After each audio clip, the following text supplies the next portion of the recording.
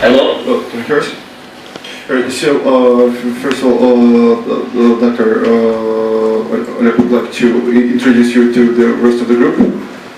So he's saying right now a few words in Russian for introduction, and I will translate Okay.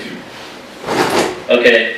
Could you please turn just the connection for some reason is not good enough. So is there it could be better if you could turn off the video for now, so at least we could hear you better.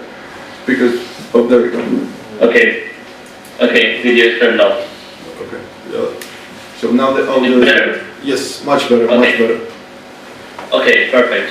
So I was telling you that I'm an interventional radiologist at the Possibility Transplantation Center in Lisbon, in Portugal. And I'm developing also a lot of work in prostatic artery embolization in Lisbon and also in some centers across Europe. Он хочет сказать, что он радиолог в патологии в госпитале в Лиссабоне, и он делает достаточно много работ по эмболизации простаты не только в госпитале, но и в нескольких других госпиталях Европы. Okay, so again, I would like to thank Professor Zukov for the kind invitation to participate in this conference, and also for Solanova to help me on participating in this meeting with you. Он также хочет поблагодарить профессора Жукова за то, что он предоставил ему такую возможность поделиться своими знаниями с этой аудиторией. So we can move now to slide number 2. So I'm going to talk about prostatic artery embolization for benign prostatic hyperplasia. It's a... Он хочет рассказать об эмболизации простаты. So these are the contents of my lecture. So I'm going to talk about anatomical challenges, imaging pitfalls, technical obstacles that are very important to perform the procedure, and conclusions, and then I think we have some time for questions and answers if you have questions for me. Соответственно, сегодня он расскажет о технических особенностях, о каких-то скрытых препятствиях, которые могут возникнуть, о сложностях при проведении эмболизации. Ну и, соответственно, в конце можно будет обсудить, задать какие-то вопросы, получить ответы. So we can move slide now and see just a picture of vascular anatomy, venous and arterial anatomy of the pelvis. And we can see that the origin of the prostatic artery is classically described from the anterior division of the internal iliac artery, most of them from the internal pudendal artery.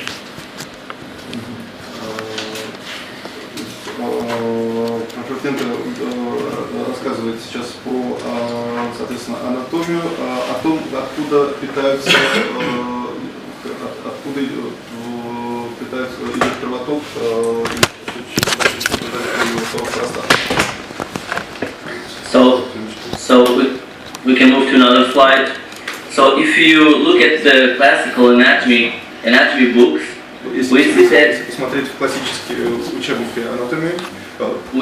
Yes, tell me. Sir, could you make the pauses more frequently? I would appreciate that. What? The spaces so I could. Okay. Just to translate. Okay. Yeah, okay. Sorry about that.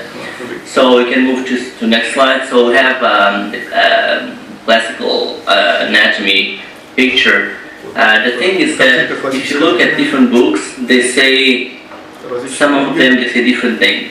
Различные книги говорят немножко различные, предоставляют различную информацию.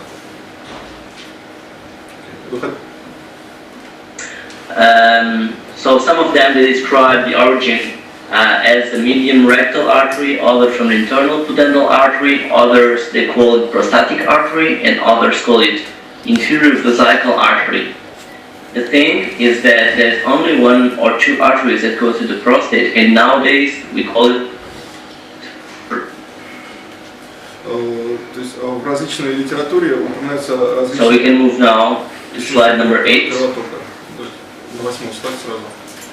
But sometimes not so clear, because if we look back on the anatomic studies from the 50s, you see here beautiful pictures of cadaveric studies. So you see there was a very, very small amount of patients studied, only 21 pelvic valves with micropake injection, which is a very specific technique for cadaveric studies. And in fact, we see on the picture on your left side, we see a double vascularization. You see the picture on your right side, you see double vascularization. One that goes to the central part of the prostate, which is called VD, you see on the picture, and another one that goes to the posterior or caudal part of the prostate, and it's marked on P. Can I move on? P, just P. A, B, C, D, P. Go ahead. Okay. So another important thing that in the picture below you see a corkscrew pattern. So it's very, very typical to find the prostatic arteries in the corkscrew pattern, like sometimes we see with uterine fibroids, for example. But this is not present in all cases. So if we see this pattern, we are sure that we are in the prostate, but it means that not every prostate has this vascular pattern. Вот на фотографии слева виден штопора, то есть если мы его So in 1959, это можно видеть достаточно редко, но если вы такое видите, то вы однозначно можете сделать заключение, то что вы видите простату. Okay, so you have there in 1959, there was a bigger study studying 100 pelvic sites, and another technique, also cadaveric study, and they found more or less same observations. So two different branches, one that goes to the anterior part of the prostate, and another one that goes to the posterior or caudal part of the prostate. And you have the draw on your right side, and you see two different vascularizations. One upper, more proximally, that goes to the anterior part of the prostate, and the other one more distal, that goes to the peripheral part of the prostate.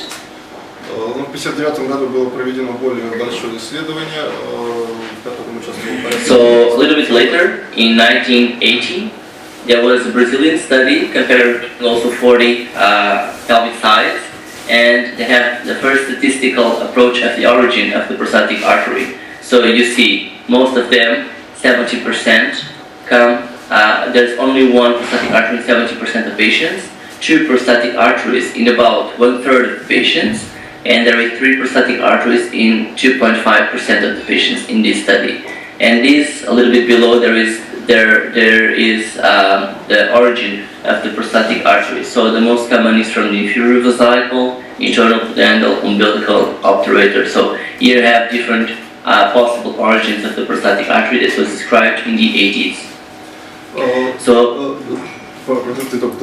Please allow me some time to translate. Okay. Соответственно, в 80-м году было проведено другое исследование, в результате которого было видно, откуда выходит простатическая артерия. Соответственно, на слайде видны статистические данные, источник данные. Go ahead. Go ahead. Okay, so in this slide, there are 3 pictures, 2 from the department where I was working, and the second picture from the study in 1955 from the direct studies I showed you before. So here you can see there are the differences, or there are no significant differences among these 2 pictures, and you see the findings from the various studies are very similar for what we find in vivo. На самом деле, как вы видите, результаты они достаточно похожи. So if you look at the picture in the middle, you see there is oblique projection. It's not the anteroposterior projection, it's the oblique projection, 35 degrees ipsilateral and 10 degrees cranial. То есть на средней фотографии это проекция под углом 35 градусов. And this is the best projection to see the origin of the prostatic artery and, of course, its trajectory into the prostate. And you see two different vessels going to the prostate, as you see also in the study of 1955. So one anterior and another posterior. Одна артериальная и другая постериальная проекция. Another important thing is that you see in the picture in the middle, you see the internal pudendal artery. Простаты с ренальной артерией.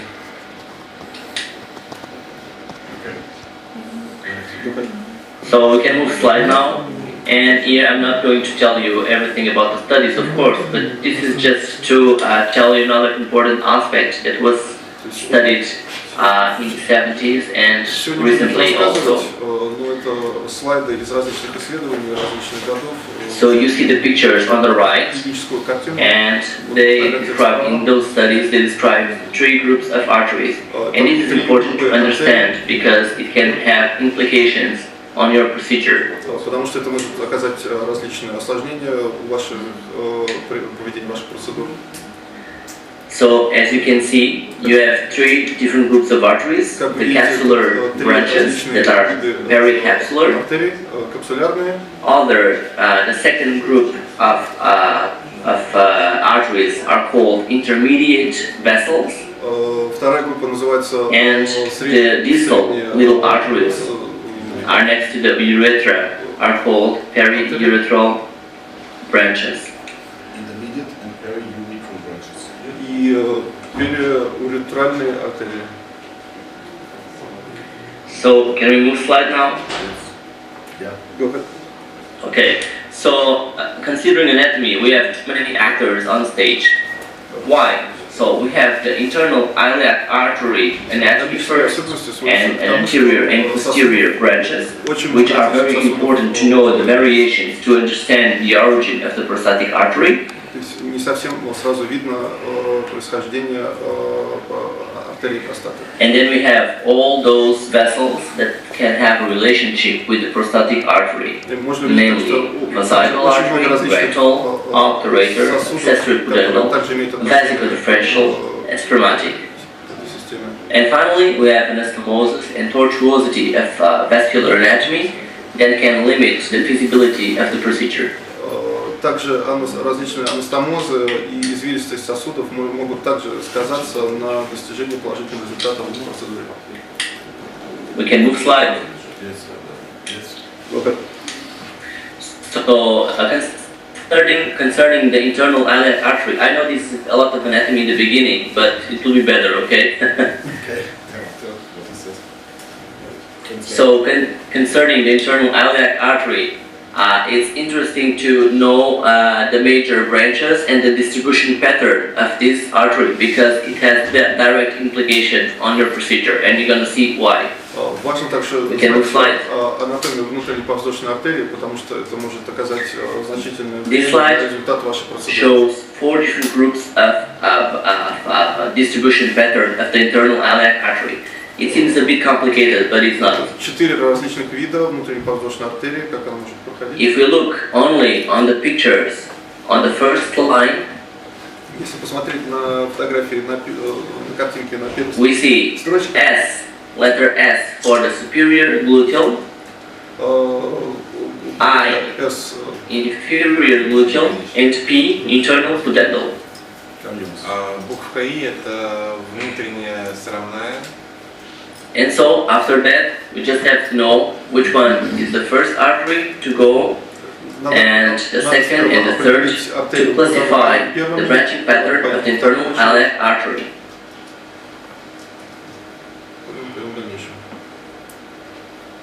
How can we know that? Because before the procedure, we perform in almost all cases a CT, an angio-CT, to study the vascular anatomy of the patients. Проводим ангио-CT для того, чтобы изучить анатомию конкретно. We can move slide. So here you just have the description of the 4 different groups of distribution pattern of the internal iliac artery. Это Can move slide. 4 различных вида. And here I'm going to show you some different pictures of anatomy. So here we have 2 different pictures, one 3D and one with digital subtraction about an accessory pudendal artery. So don't forget that some patients, they can have besides not only one internal pudendal artery but 2 internal pudendal arteries. The second one called accessory pudendal artery, and it's especially important to know and to recognize when it appears. Тут видите, вы даже не одну, а целых 2 таких артерии, и очень важно понимать, что такая ситуация. We can move slide. Yes. So in this slide you have 3 different pictures of digital subtraction, and you see on the first picture you see a very long and tiny branch that goes to the dorsal artery of the penis. It's an accessory pudendal artery. Здесь вы видите очень длинную. But you also see a opacification of the prostate. In those cases, technically it can be a little bit difficult to embolize sparing the accessory pudendal artery, but we can also put a microcoil on the accessory pudendal artery and then embolize the prostate, for example. В этом случае можно будет поместить спираль и провести уже дальнейшую эмболизацию простаты. On the second picture, you see a very big accessory pudendal artery with very big anastomosis and some branches going to the prostate. And look at the picture in the middle. You see the corkscrew pattern I told you before. In the upper part of the picture, you see the corkscrew pattern. It means that we are in the prostate. В верхней части второй фотографии вы видите вот эту вот артерию в виде штопора. The third picture on your right, На третьей you фотографии see 1, 2, 3, and 4. видите вот номера. And the number 4 is again an accessory pudendal artery. And look, on the left of the number 3, you see 2 different branches, curly branches, that go to the prostate. И еще также два добавочных сосуда, которые. Can we move slide, please?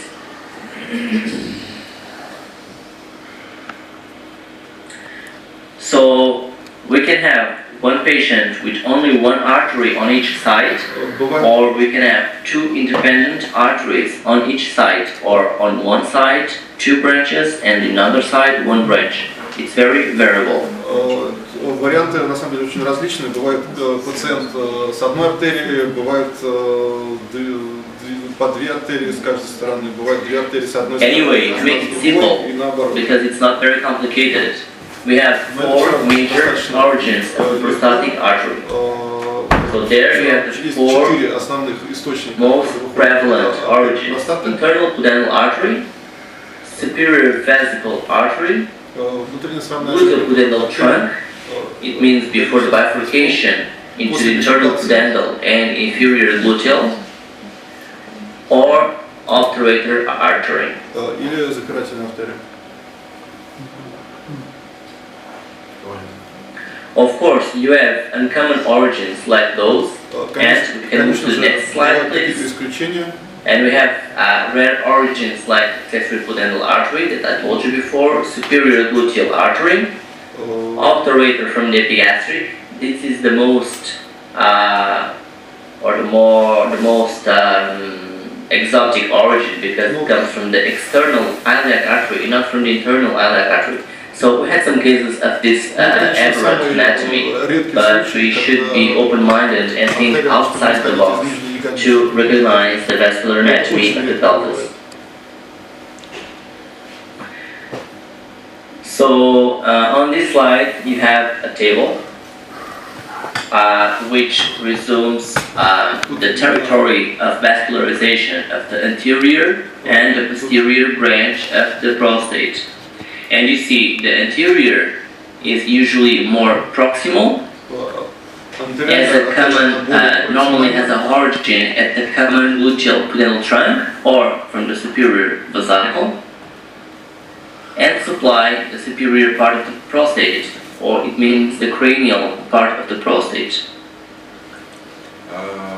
The posterior branch has a more distal origin, and so they have a closer relationship to the rectal branches, and they supply the inferior aspect of the prostate. Now, why is this important? Почему это важно? Because when we treat benign prostatic hyperplasia, we should treat the central part of the gland, not the periphery of the gland. And so, our major goal is to analyze the anterior branch and not the posterior branch. Не боковой.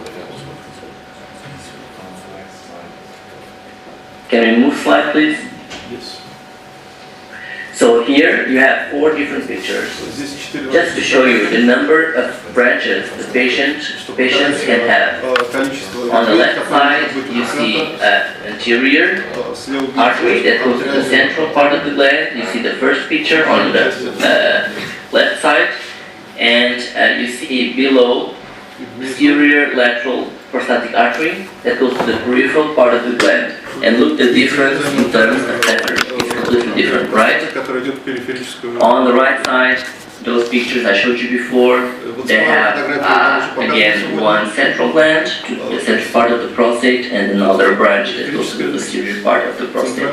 And you see the 4th picture, the one down on your right hand side, and you see 2 different patterns, one anterior, one posterior, and your main goal is to embolize the central part of the gland, so the anterior prostatic artery, okay?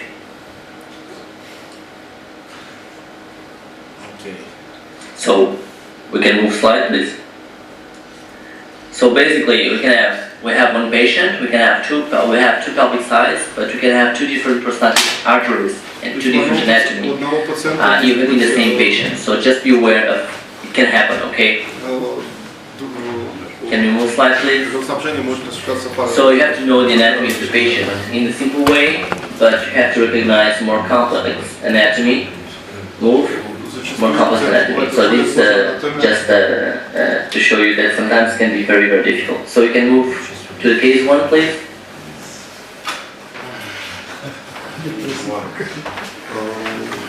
Okay. Case 1, right side.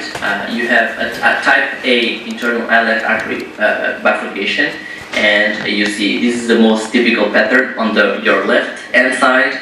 You have the superior gluteal artery opacified by reflux, very small opacification, and then you see the anterior division of the internal iliac artery, and then you have 3 different branches, right? So one, or the typical bifurcation pattern at the end, and then more lateral, you have the inferior gluteal, and in the middle you have the internal pudendal artery. And if you look at the obturator artery, in the middle of the picture, you see a very small curly artery going from the obturator artery. That's the prostatic artery. Remember, it's very curly.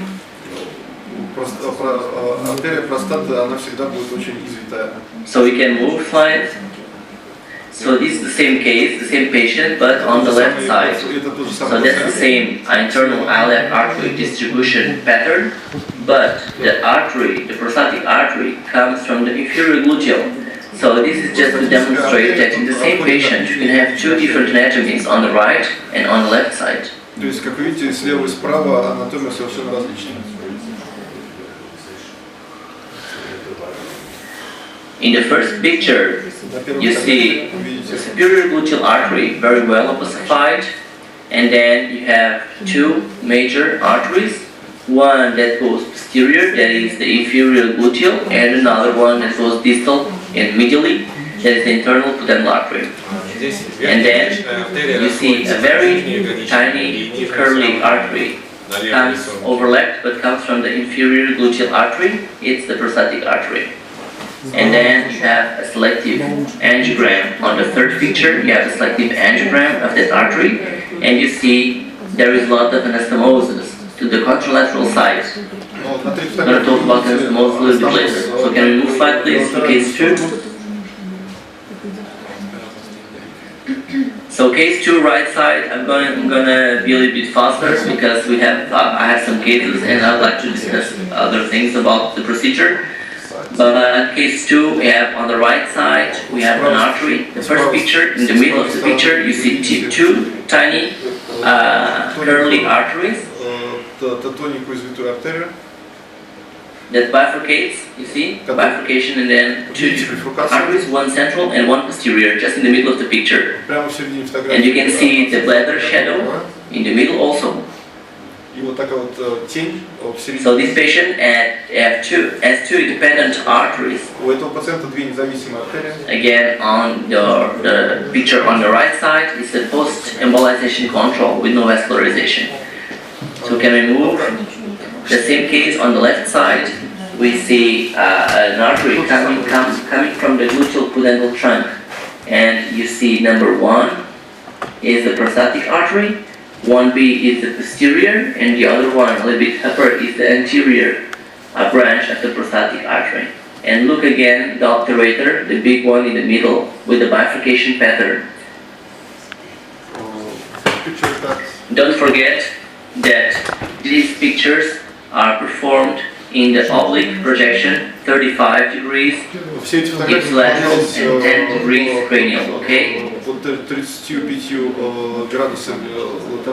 The picture in the middle, you see a selective angiogram, and you can see very well the prostate ossified on the left side, but also some contralateral anastomosis to the right side, okay? So you see quite well the prostatic definition and delimitation. And on the right side, the last picture, you see a post-embolization control with no vascularization. Справа это постэмболизационный контроль без реваскуляризации. Can we move slide, please?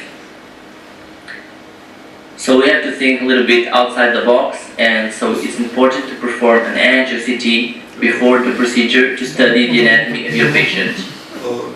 Всегда надо думать и мыслить нестандартно, потому что анатомия может быть очень сильно различной. So these are some pictures. Case 3, right side. This is just to show you how different anatomy may be. In this picture, I show you one example of the prostatic artery coming from the external iliac artery, which is very, very, very uncommon. Это очень-очень-очень редкий случай, когда артерия простаты. How did I know that? Just because I did the angio-CT before. It's impossible to discover the angio that this artery is coming from the external iliac artery territory.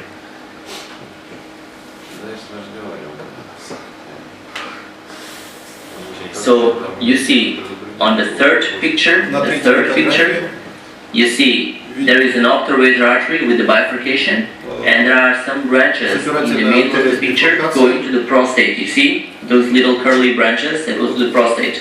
And on the fourth picture, the last one, you see post-embolization control with only the obturator ossified and no prostate.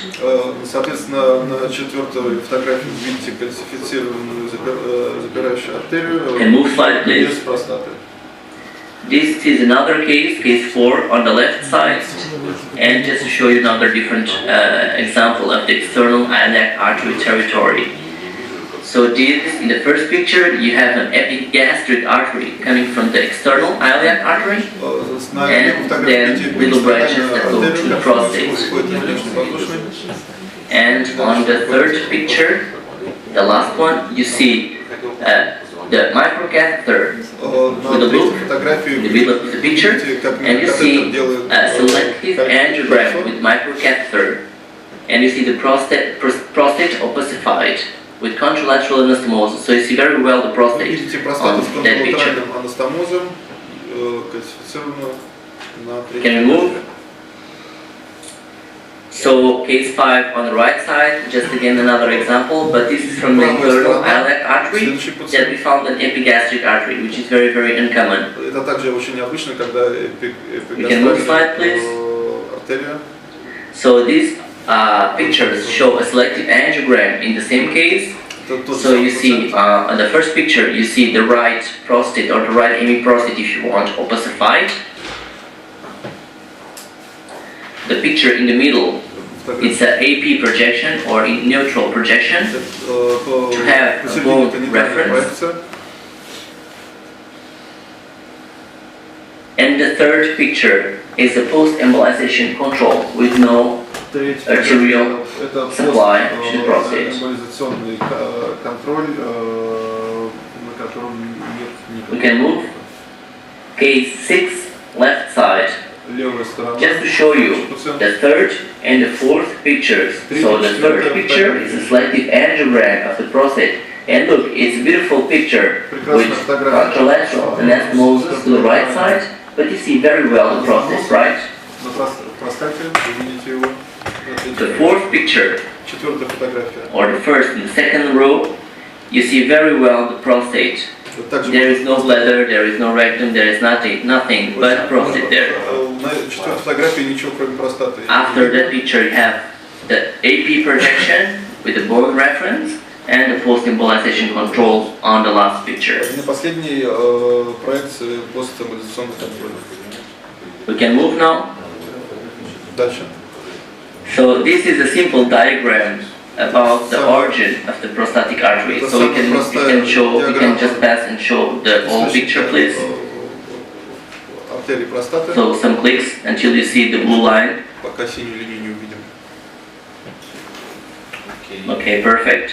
So you see the internal iliac artery, and you have three major branches all the time: superior gluteal, inferior gluteal, and internal pudendal. Okay.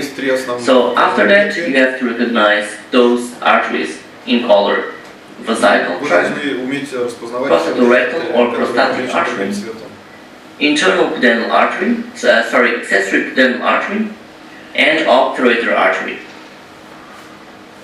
Sometimes the obturator artery is coming from the external iliac artery. It's very, very common. So if you don't see obturator, don't worry too much.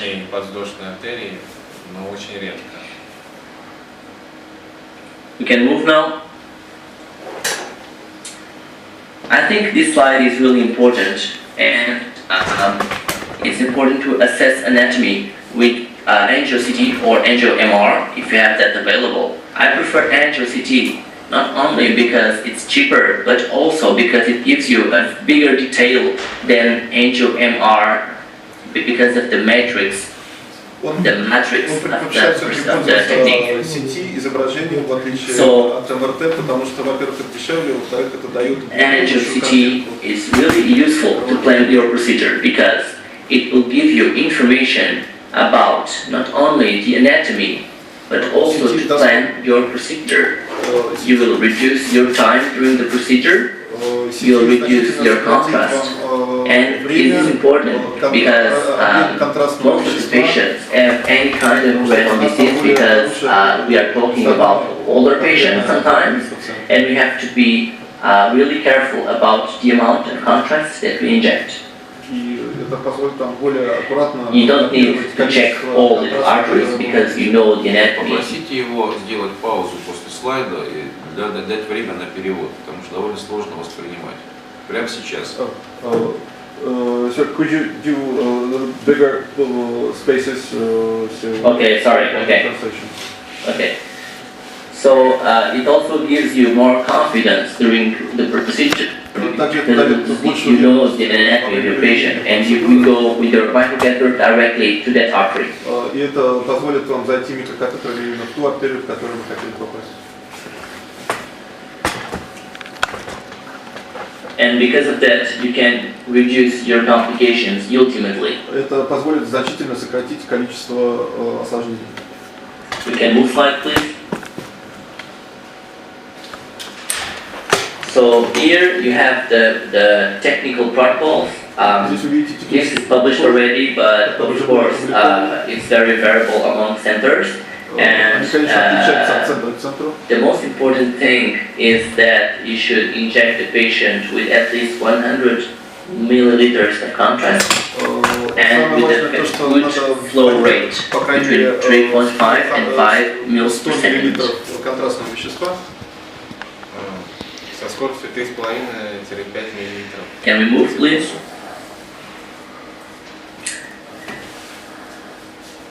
In this slide, you see two different MIP pictures of an angio-CT. Здесь вы видите And you can see very well not only the vascular anatomy of the prostate, but also the intraprostatic distribution. Здесь можно хорошо разглядеть не только сосудистую систему простаты, но и ее анатомическое строение. Can we move, please?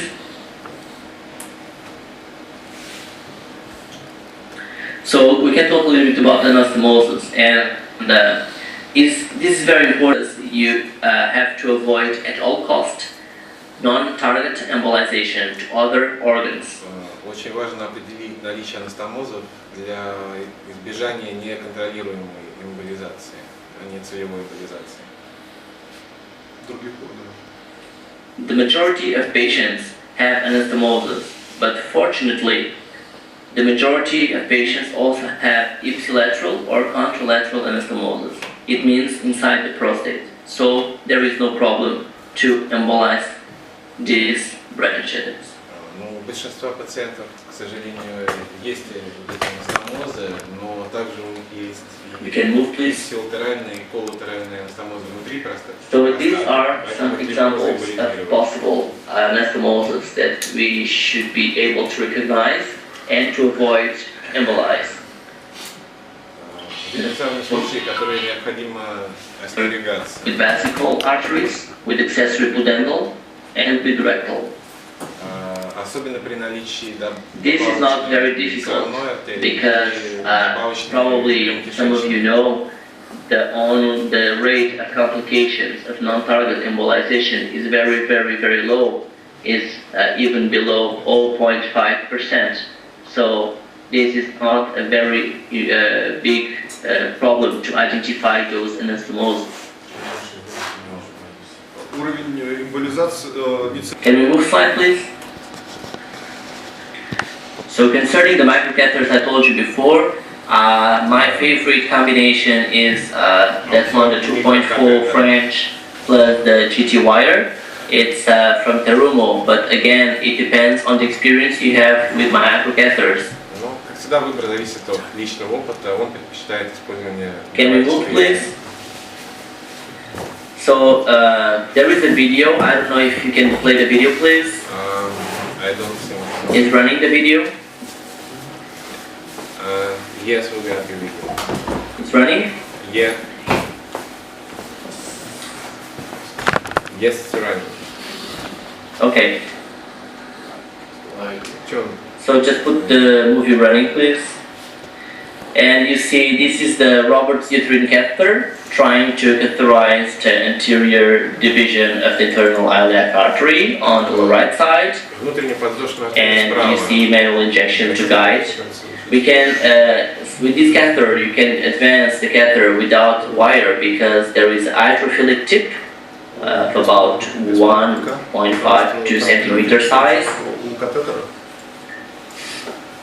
So we go directly to the anterior division of the internal iliac artery and we do the first angiogram. Don't forget again that this is oblique projection. Да, место отделения внутренней подвздошной артерии. So when the first angiogram is performed, we use a roadmap to guide our catheterization with microcatheter. Ну, у нас такая получилась навигационная карта, которую можно использовать для дальнейшей. And we advance the microcatheter through the vessel, through the prostatic artery. Микрокатетер проходит вот сейчас. And I don't know in which part of the video you are now, but so you can see the microcatheter going through the prostatic artery, and after you see a selective angiogram of the prostate. And you see very well the prostate, the right side of the prostate opacified. there is no rectal, no bladder, anything else. And then we see a neutral projection, an anterior-posterior projection. Ну вот в прямой проекции должно быть хорошо видно предстательное. And the last runs are the post-embolization control. И вот снимок после That you see complete devascularization of the prostatic arterial supply. Почти. Tell me when the video is finished, please. It's finished. It's finished. Okay, so we can move, please. Yeah. So I don't know if you have any questions. I think we can also discuss about the results that are published, especially in European radiology. They were published about 1.5 years ago with a 3-year follow-up. But I'm available for questions if you have them. Thank you very much for your attention. Спасибо за внимание. Если есть вопросы, я готов на них ответить. Давайте, уважаемые коллеги, вопросы, наверное, много. Задавайте пока оба на прямой трансляции.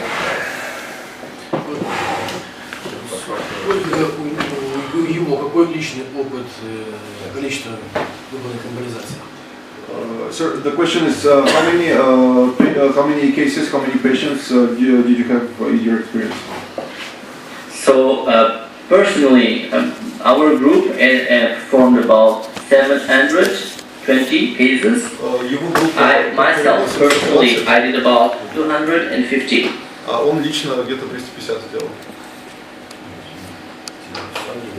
Еще вопросы? Когда они начали применять микрокатетерные техники? Я, насколько знаю, они начали не использовать микрокатетеры. And when did you start to use the microcatheters?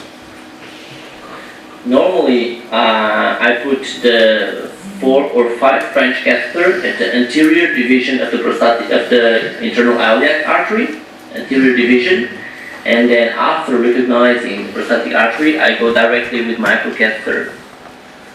То есть сначала он использует 4,5 френчевый катетер, и если потом возникает необходимость в использовании микрокатетера, он уже переходит. Еще вопрос. Почему не используют катетеры для Sir, also the question, why don't you use the Foley catheter as the marker? Mm-hmm. So I don't use the Foley catheter for different reasons. I can tell you I don't have anything against using the Foley catheter, because if you feel comfortable with that, you should use it. The thing is that I don't need the Foley catheter to know where I am, because it depends on you have the bone reference, and if you do the CTA before, you know which vessel is the prostatic artery. You know that some groups, especially in Brazil, they use the Foley catheter because they don't perform the CT before the procedure, so they catheterize all small branches of internal pudendal artery. So this is another technique, but it's nothing wrong or right. It depends. If you feel more comfortable with the Foley, just put the Foley. Another reason that I don't like to put the Foley catheter is that the risk of infection is a bit higher, even if you place it just during the procedure, because sometimes after the embolization you create inflammatory response in the prostatic and periprostatic tissues, and sometimes when you take the catheter out, the patients have some trouble to avoid the bladder.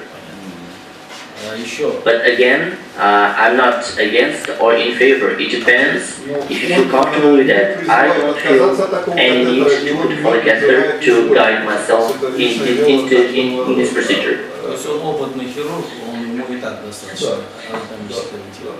Он выполняет КТ, поэтому у него есть ориентироваться.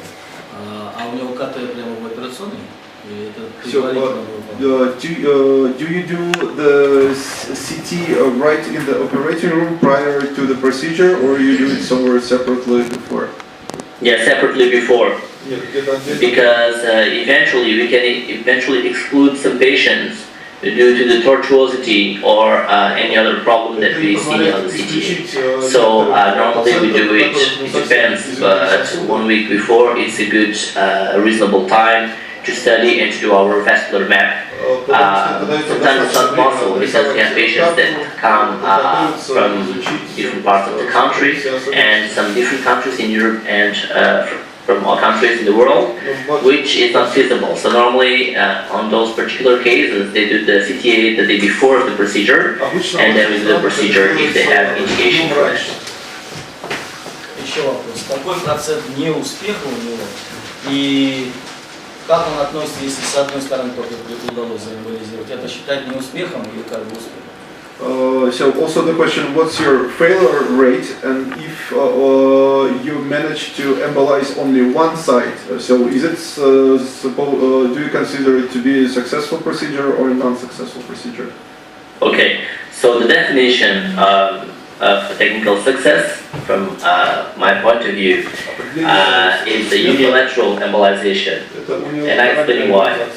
So I always in every single procedure I try to embolize both sides, and the rate of bilateral embolization is over 90%. But in some cases you are only able to embolize one side. Why is this also a technical success? Because I showed you a lot of pictures of anastomosis, and I told you that the majority of patients have anastomosis, and the majority of them are prostatic anastomosis, so contralateral and ipsilateral. It means that a lot of times you embolize only one side, and if you go back to the other side, you don't have a lot of vascularization because you are always embolizing both sides. Okay, not completely of course, but you are also embolizing part of the contralateral side. Another reason to consider technical success is that in patients with only unilateral embolization, you have a significant rate of clinical success. It means that your embolization is effective in some cases with unilateral embolization. But I always attempt to embolize both sides. Что при униlaterальной эмболизации клинический эффект достигается. Еще вопрос. Профессор Артериальный сейчас по его методике он делает двухэтапную эмболизацию, то есть он сперва эмболизирует из общей простатической артерии, потом селективно дальше утрамбовывает, заводит микрокатетер в ветки, капсулярную и уроандрологию, и еще вводит под давлением эмболизатор. То есть он утверждает, что это уменьшает рецидивы. Как вводит? Речь идет о внутриорганной эмболизации, внутриорганных артерий. So the group from Brazil uses this two-stage embolization. So how would you comment about that? Because I think you mean the first peripheral and then more proximal. Is that the technique you're asking about? Периферический сосуд, а потом более... Он наоборот, он сперва из общего ствола, потом он дальше как-то продвигает уже ветки и еще вводит. No, we mean the embolization of the arterial trunk and then to the smaller arteries, to the prostatic arteries.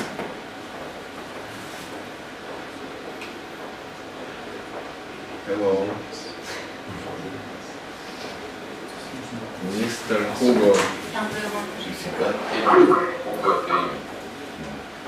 Mr. Tinto.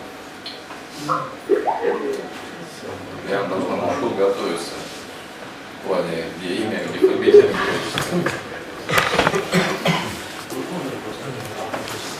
Клинические критерии успеха. Is that the question? Yes, you heard the question?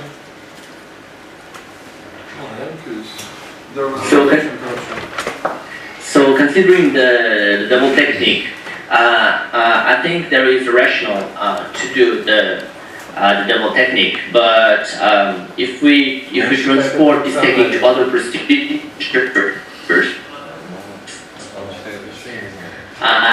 like for example, I did the opposite that we normally do.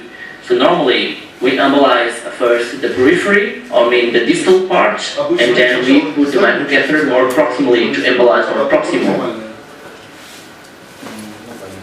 So again, Упражнение интересно наблюдается. То если так, как говорится, хорошенько эмболизировать, зачастую, ну, он объяснял, конечно, там надо спираль ложить, но у него были случаи, когда некроз слизистой уретры.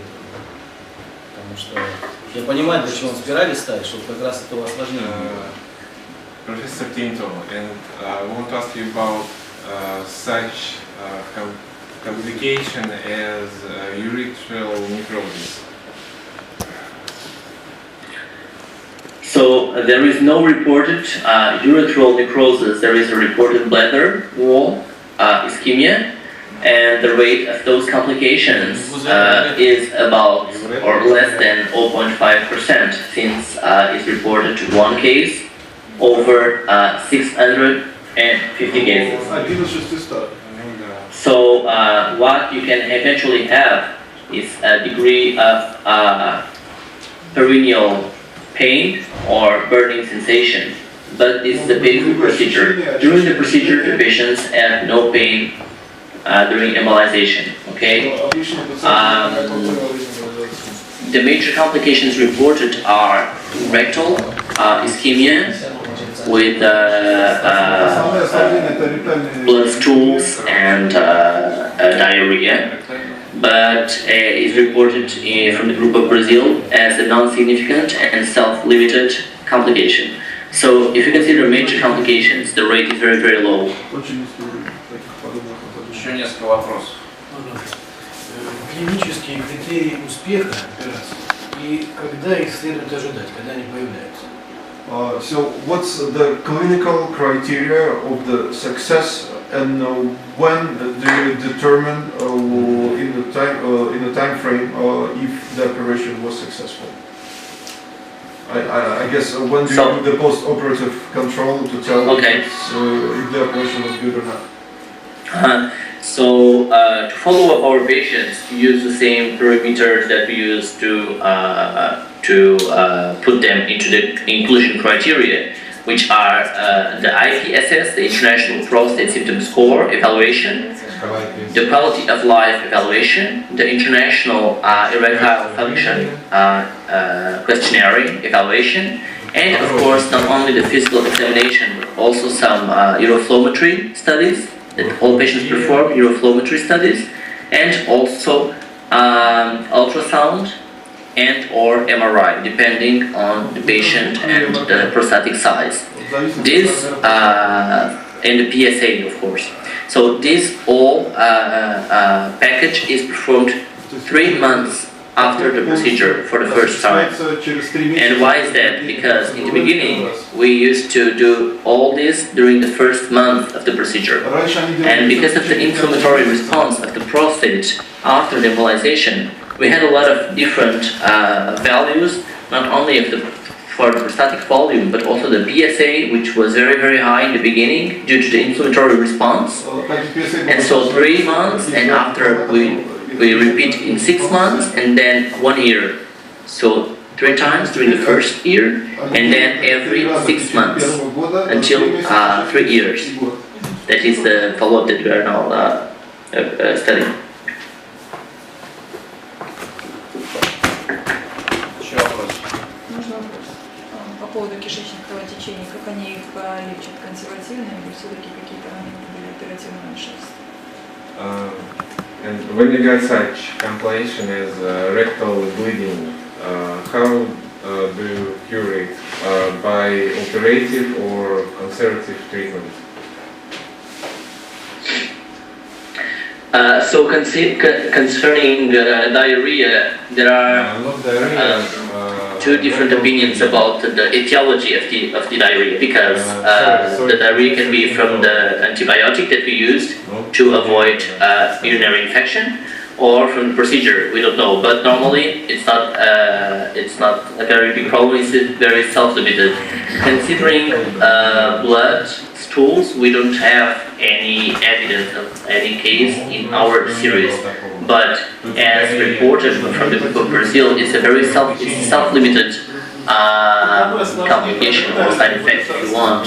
So you don't need to any kind of specific treatment.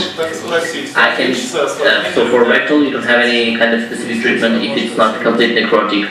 So rectal, of course, that is not reported at all in the literature. Actually, that in our classification, there was a bladder wall ischemia. That patient performed a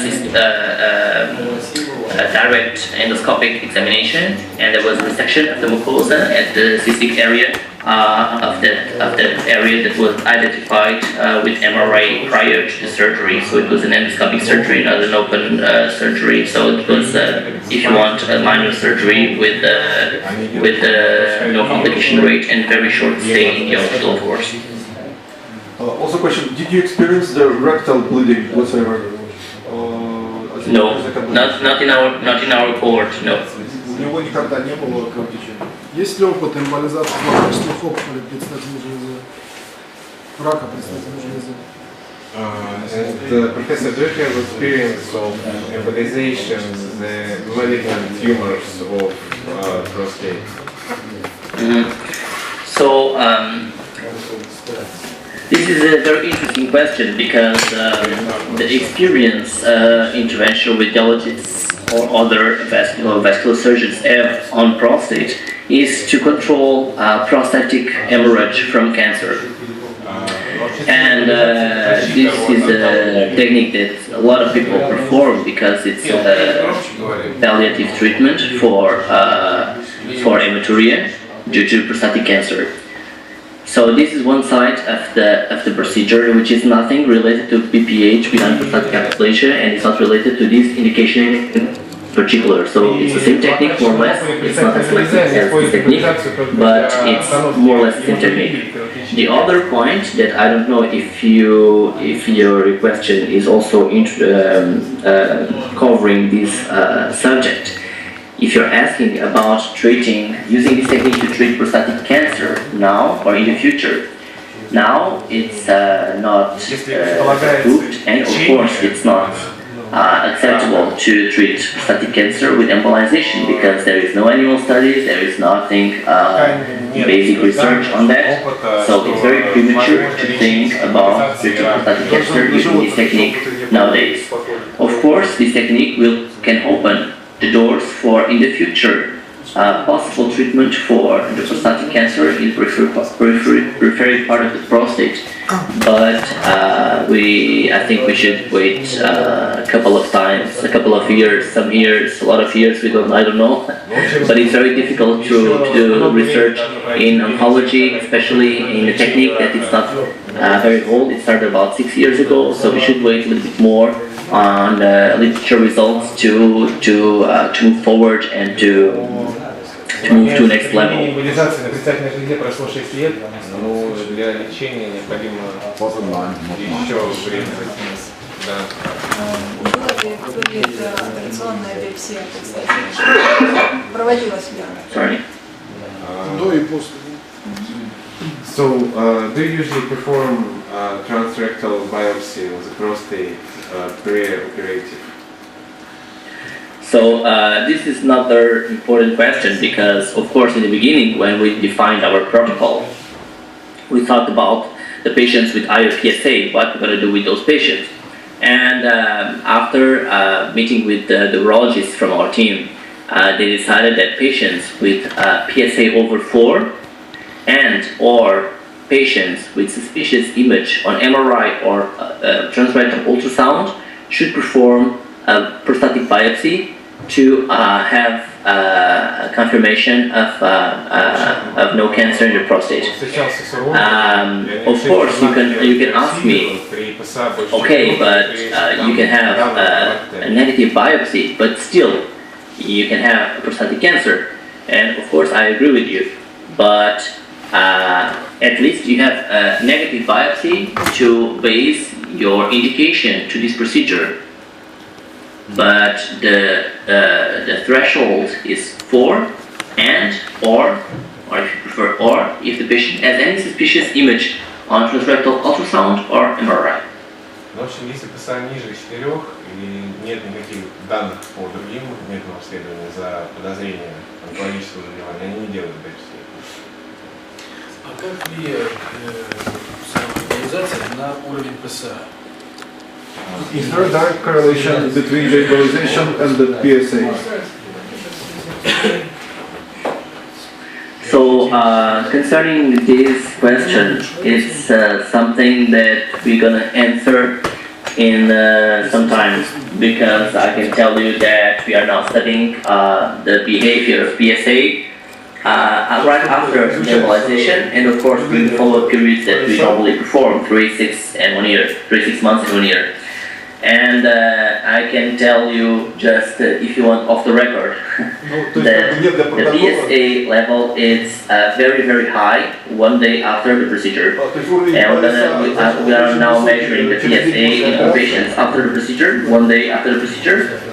And the numbers or the values that we have are very, very high. Some of them over 50, 60, and 70. And of course, the PSA is decreasing over time. And if you do about 1 month after, and we have normalization of the PSA compared to the baseline value. This is the important thing, because of course, again, as I told you before, you are inducing a lot of inflammation in the prostate, and it's really predictable to have a very high PSA, which what is also important in the daily practice is to advise the patients that the PSA can be very, very high, because normally patients, they know what PSA represents. And when they see a very high value, they are afraid, and they call you all the time, or they are really worried about the number, the value. So again, it's an interesting behavior, and we're going to have probably in the future some results concerning this aspect. Да, как правило, такие пациенты ориентируются на отрицательную железу, знают, что такое ПСА, и их надо заранее предупреждать о том, что такое повышение, это нормально, чтобы они не пугались. Давайте вопрос. Каков процесса пациента в постоперационном периоде в течение 4 месяцев наблюдалась острая задержка мочи? Если наблюдалась, то наличие каких видов? The question is, so what? How do you treat the patients who experienced the acute urinary retention during the first 3 post-operative months? So you have 2 different patients. So if you have a normal patient with no Foley catheter at the procedure, not the chronic urinary retention, and if they develop an acute retention after the procedure, which is quite rare, I should say, but you just have to place a urinary catheter and void the bladder, and then try later on to go with the patient to the toilet, and because some of them, because of the femoral puncture, they lie on the bed, and some of them it's a bit difficult to avoid on those conditions.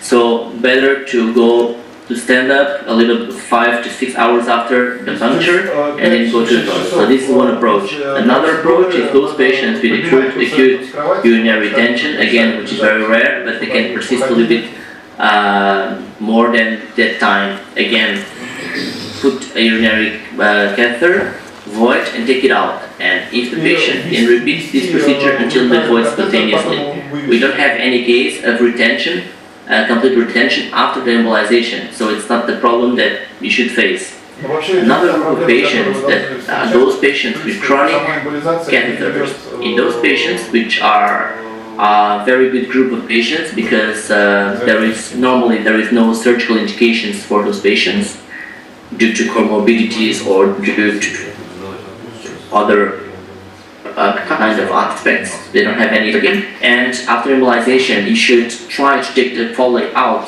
at least or after 1 week of embolization. So normally between 1 and 2 weeks.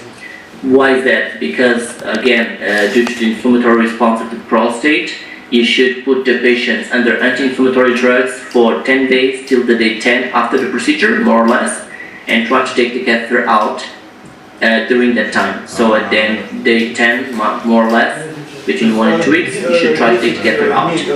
If you are successful, it's okay. If you're not successful, just try to arrange another appointment 1 or 2 days after and try to take the catheter out at that time, always under anti-inflammatory drugs during this period. всегда обязательно применение антиинфламаторной терапии. У меня 4 вопроса.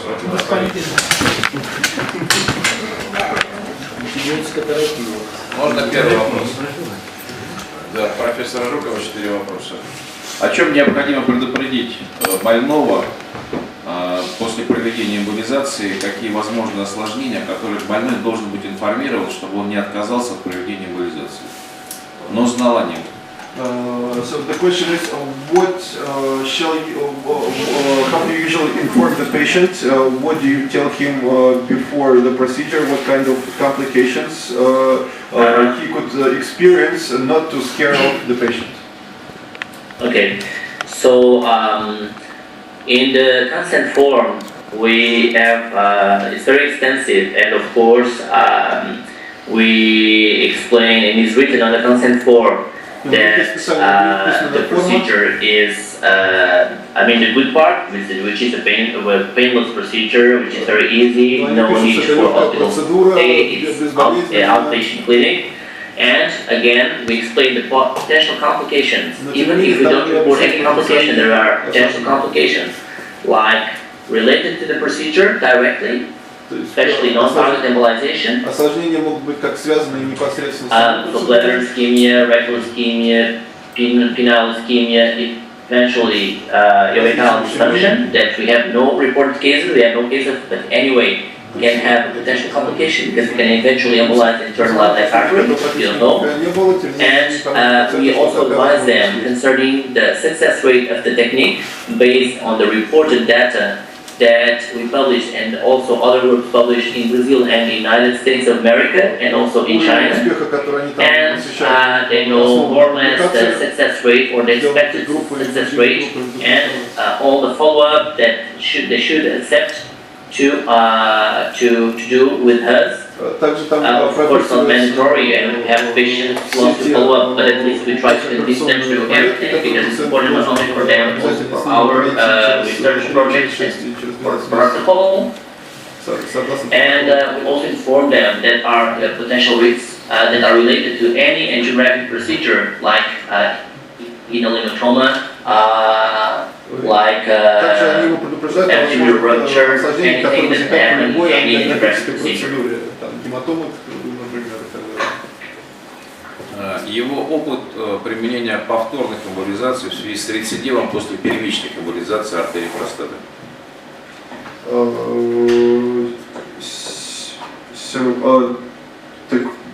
The question is, what's your experience in doing the secondary procedure in case of recurrent revascularization? Пил поправь его, точно вперед. Can you please repeat? I had very little understanding of the question. There was an interference. Can you please repeat, please? Yes, we mean such cases when you have to re-embolize the prostatic arteries. Hello? Hello. Do you hear me? Mr. Tinto. Disconnected. Recidive relapse. Relapse. Это было рецидив.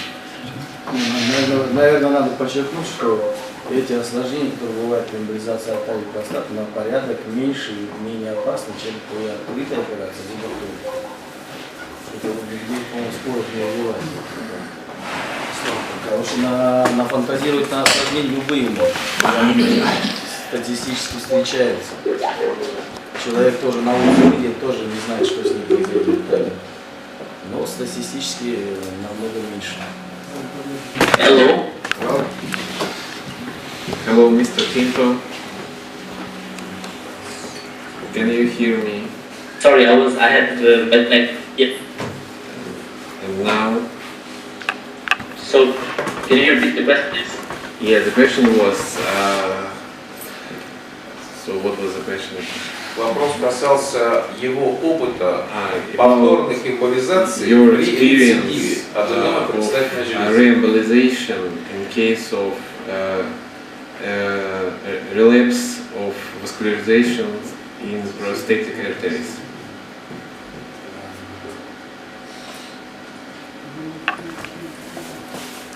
Okay, there is also a question that we should answer in the near future, because we have a lot of remote patients, a lot concerned. Yeah. You're breaking up. We can barely hear you. But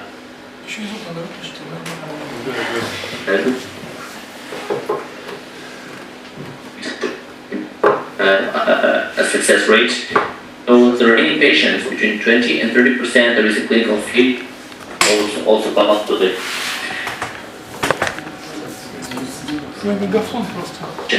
And again, we have some chance. We completely open arteries, lesions, when we embolize and we embolize again. And among those patients, so on that cohort, again, we have patients, again, with clinical success in 3 to 6 months, and have patients, again, clinical failure. So those with the failures, we don't re-embolize, again, because we don't believe treatment is a good treatment for those kind of patients. And those that have clinical success after re-embolization, we believe that probably the first procedure was not very aggressive, or there was a complete revascularization of the prostate.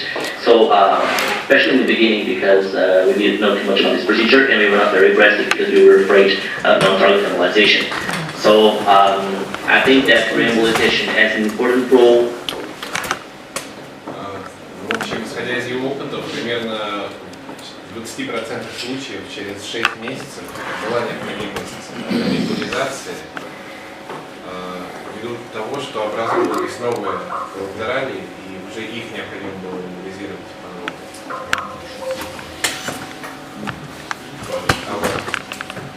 The connection was really bad, so we couldn't really understand what you were saying. But please confirm. So far, we understood that you had, in 20% of the cases, you had to do the embolization again after 6 months. Is it correct or not?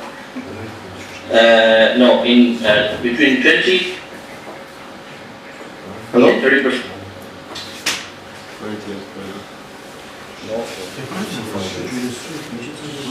Between 20 and 20 schools. Нет, он сказал. Hello. Go ahead. Okay, so between 20 and 30% is the clinical failure rate. So it means that not all patients will, but in some patients we need re-embolization. And among those patients, we have also 2 groups. One group that have clinical success after, but those patients normally they have the completely opened up when we go there again. And those patients that are clinical failures again, we don't touch them again, and they're not suitable for realization. Therefore, in our perspective, or in the beginning, we were not embolizing very aggressively in the prostate, and it's the reason why when we repeat this procedure, the arteries are opened in those patients with clinical failure, or if there's any other aspect that we don't know, like neovascularization or any other aspect that we don't know at this moment. So again, considering re-embolization, we still have some patients with clinical success that is measured, especially in the 6 month follow-up and 1 year follow-up. So you have to wait a little bit long to see if there is clinical success or not in those patients. Но также у них есть группа пациентов, которые со второго раза удается удачно стабилизировать, у них клинические результаты почти такие же, как и группы, которые с первого раза проведены. Общее количество рецидивов вообще, в принципе, там... От 20 до 30%. Нет, это в результате неудавшихся. Это 20-30 случаев, он сказал, по-моему, процент. Процент рецидивов. Может быть, Нет, 30% рецидива полгода ему никто не даст развивать этот метод. 30% рецидива. Да, вопрос, есть связь? Связи нет. Он процент говорит, он не случай. Есть? 20% не удается заэмболизировать. В течение полугода мы эмболизируем обратно. И вот, типа у большинства из них наступает такое же клиническое улучшение, как у пациентов, которых можно эмболизировать в первый раз. Чем связано перечисление? Область сложная. Сейчас увидите. Ну а почему тогда, если первый раз не получается, видите, такая второй раз супер? По-разному бывает. Процесс рецидива. Когда для рентгеноэндоваскулярной хирургии как бы нормальное отношение, подход, потому что при хронических артритах тоже бывает, полностью первый раз пишут, Господа, у нас как бы закончилась лекция Тинто, и мы еще задаем два вопроса, и у нас есть другая работа. Дадим пару вопросов. А есть еще связи? Ну, соседу беда на самом деле, поэтому тогда сейчас без заранее. У меня было два вопроса по поводу. Мы можем транслировать вопрос настоящий? Sir, can you hear us still? Yes. Значение тогда качества эрекции и качества семяизвержения после эмболизации, его мнение, его данные и были ли проводились ли исследования в этом направлении по этим пациентам? Hello. So the connection is very bad. So there was still the last question. If Hello. the, Okay. if the, Okay. can you hear us good? Hello. Yes. Continue. Okay. So the question is if the embolization improves the erection afterwards. So this is another interesting question because we have patients and reported that patients that improve the erectile function after the embolization, but beware that the erectile function is not related to the embolization, but is related. В общем, такие случаи были, да. Но вообще прямой связи нет. Все отлично, да. Давайте поблагодарим тогда профессора Тинто, да, за всеобъемлющую, да, человек, который имеет большой опыт в этом и международно признанный опыт. Поэтому большое ему спасибо за предоставленный материал и за лекцию участия вашего. Professor Tinto, can you hear us? You just got a lot of applause and you were just broken up during that time, so sorry for that. It's okay. No. We just want to let you know that we really are impressed by your presentation, and special thanks from Professor Zhukov to you that you have done this. It was really great, the audience liked it, and it was perfect with translation, even the time you took, so forth and back, so thank you very much for that.